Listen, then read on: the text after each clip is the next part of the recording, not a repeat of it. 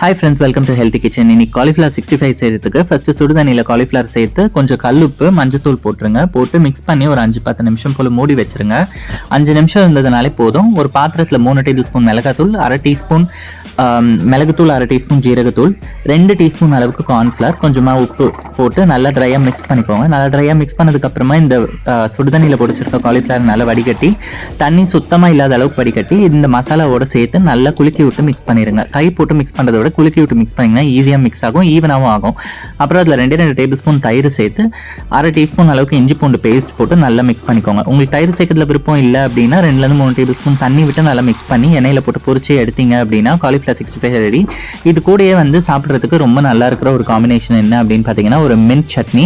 அப்படி இல்லைன்னா இது கூட ரொம்ப சிம்பிளாக பச்சை மிளகாவும் கருவேப்பிலையும் எண்ணெயில் பொரிச்சு எடுத்து வச்சிட்டிங்கன்னா சூப்பராக இருக்கும்.